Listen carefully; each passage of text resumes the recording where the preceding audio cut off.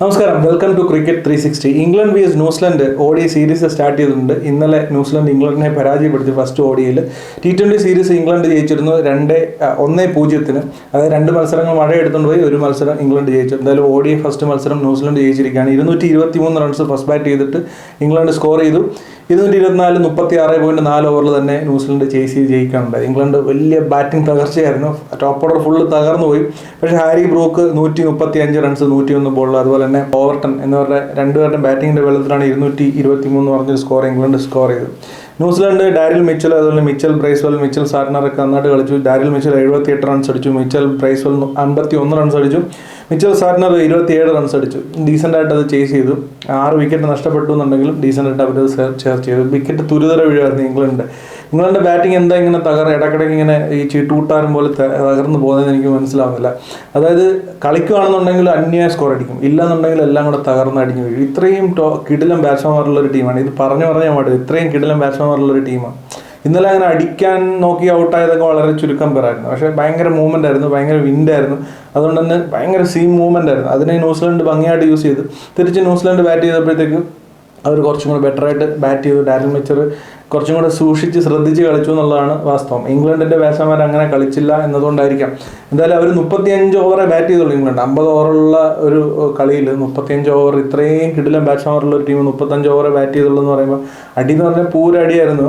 ഈ വിക്കറ്റ് ഇത്രയും പോയ സമയത്തും ഹാരി ബ്രൂക്ക് അടിച്ചുകൊണ്ടിരിക്കുകയായിരുന്നു, അതുപോലെ തന്നെ മറ്റേ എൻഡിൽ നിന്നും ആൾക്കാർ അടിച്ചുകൊണ്ടിരിക്കുകയായിരുന്നു. ശരിക്കും പറഞ്ഞാൽ ഫുള്ള് 15 ഓവറും കൂടെ അവർ കളിച്ചിരുന്നുണ്ടെങ്കിൽ ഒരുപക്ഷെ ഇതിലും ബെറ്റർ ആയിട്ടുള്ള, ഇത്രയും കിടന്ന് അടിച്ചില്ലെങ്കിൽ പോലും 100-300 റൺ അടിക്കാമായിരുന്നു എന്ന് തോന്നുന്നു. എന്തായാലും ന്യൂസിലൻഡ് നന്നായിട്ട് ഇന്നലത്തെ ദിവസം കളിച്ചു. അതുകൊണ്ട് ന്യൂസിലൻഡ് കളി ജയിച്ചു. ഇനി അങ്ങോട്ട് ആഷസിലേക്ക് പോകുമ്പോഴും ഇത് തന്നെയാണ് അവസ്ഥ. ഇങ്ങനെ ഒരു കളിയാണ് അവർ ആഷസിൽ പോയി കളിക്കാൻ പോകുന്നുണ്ടെങ്കിൽ ഇംഗ്ലണ്ട് ഇപ്രാവശ്യം മിക്കവാറും അവർക്ക് പണി കിട്ടാനാണ് ചാൻസ്. പ്രത്യേകിച്ചും ഓസ്ട്രേലിയ അവരുടെ ടോപ്പ് ഓർഡർ സോർട്ട് ഔട്ട് ചെയ്യുകയാണെന്നുണ്ടെങ്കിൽ തീർച്ചയായിട്ടും ഇംഗ്ലണ്ടിന് പണി കിട്ടും. ഓസ്ട്രേലിയയെ സംബന്ധിച്ചൊരു വീക്ക്നസ് അവരുടെ ടോപ്പ് ഓർഡർ അത്ര സെറ്റപ്പ് അല്ല. 1-2-3 ബാറ്റ്സ്മാൻമാർ അങ്ങോട്ട് ഫിക്സ് ആയിട്ടില്ല എന്നുള്ളതാണ്. ബാക്കി പേസ് ബോളിങ്ങിൻ്റെ കാര്യം പറയണ്ടല്ലോ. ഇപ്പോൾ ഫസ്റ്റ് മാച്ചിൽ പാറ്റ് കമ്മിൻസ് കളിക്കത്തില്ല എന്ന് ഏകദേശം ഉറപ്പായിട്ടുണ്ട്.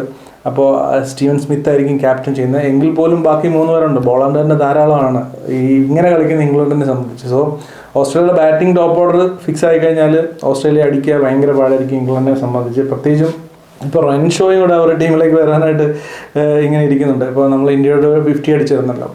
അപ്പോൾ റൺഷോ ഉണ്ട്, അതുപോലെ തന്നെ മാക്സ്വീനി ഉണ്ട്, അതുപോലെ തന്നെ സാം കോൺസ്റ്റാസ് ഉണ്ട്. ഇങ്ങനെ ഒരുപാട് മാർണസ് ലബൂഷൻ ഉണ്ട്. അപ്പോൾ ഇവരെല്ലാം ടീമിൽ കയറാൻ വേണ്ടിയിട്ട് ഇങ്ങനെ ഇപ്പോൾ അവരുടെ ഡൊമസ്റ്റിക്കിൽ പെർഫോം ചെയ്തുകൊണ്ടിരിക്കുകയാണ്. മാർണസ് ലബൂഷനും നന്നായിട്ട് പെർഫോം ചെയ്യുന്നുണ്ട്. പ്രത്യേകിച്ച് റൺഷോ എനിക്ക് ഭയങ്കരമായിട്ട് ഇഷ്ടപ്പെട്ടു. ഇന്ത്യ ആയിട്ടുള്ള കളിയിൽ പുള്ളിയുടെ ഒരു പേസ് കളി എടുത്തുകൊണ്ട് വളരെ കോൺഫിഡൻ്റ് ആയിട്ട് ഒട്ടും പതറാതെ എങ്ങനെ കളി 2 ഇന്നിങ്സിലും എടുത്തുകൊണ്ട് പോയെന്നുള്ളത് വളരെ ബ്യൂട്ടിഫുൾ ആയിരുന്നു.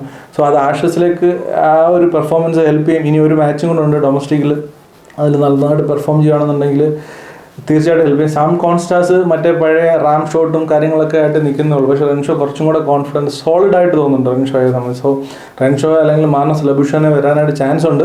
റൺഷോ എനിക്ക് പേഴ്സണലി ഇഷ്ടപ്പെട്ടു. ആ ഒരു പ്ലെയറിൻ്റെ ഒരു കോൺഫിഡൻസും ആ ഒരു ബോഡി ലാംഗ്വേജും ഒക്കെ സൂപ്പറായിരുന്നു. റൺഷോ വരട്ടെ എന്ന് നമുക്ക് ആഗ്രഹിക്കാം. ഇനി IPL അപ്ഡേറ്റ്സിലേക്ക് വന്നു കഴിഞ്ഞാൽ നമ്മുടെ അഭിഷേക് നായർ KKRന്റെ ഹെഡ് കോച്ചായിട്ട് നിയമിതനായിരിക്കുകയാണ്. അഭിഷേക് നായർ KKR ആയിട്ട് വർക്ക് ചെയ്യാൻ പറഞ്ഞിട്ട് ഇപ്പോൾ ഒരുപാട് വർഷങ്ങളായി. ഇതുപോലെ WPL ഒരു ടീമിൻ്റെ UPയുടെ എന്തോ കോച്ചായിട്ട് അഭിഷേക് നായർ വർക്ക് ചെയ്യുന്നുണ്ടായിരുന്നു. എന്തായാലും KKRന്റെ പുതിയ ഹെഡ് കോച്ചാണ് അഭിഷേക് നായർ.